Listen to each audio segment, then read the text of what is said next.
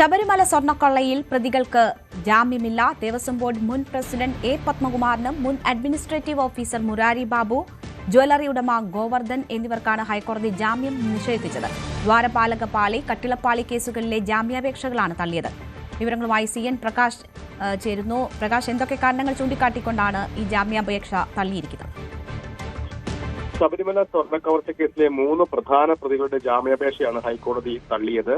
തിരുവിതാംകൂർ ദേവസ്വം ബോർഡിന്റെ മുൻ president A Padmakumar, മുൻ അഡ്മിനിസ്ട്രേറ്റീവ് ഓഫീസർ മുരാരി ബാബു എന്നിവരുടെ ജാമ്യാപേക്ഷകൾ തള്ളി. ഒപ്പം തന്നെ കേസിലെ 11ാം പ്രതിയും സ്വർണ്ണ വ്യാപാരിയുമായ നാഗ ഗോവർദ്ധന്റെ ജാമ്യാപേക്ഷയും ഹൈക്കോടതി തള്ളിയിട്ടുണ്ട്. ജസ്റ്റിസ് എ ബദറുദ്ദീൻ ആണ് ഈ 3 പേരുടെയും ജാമ്യാപേക്ഷകൾ തള്ളിയത്.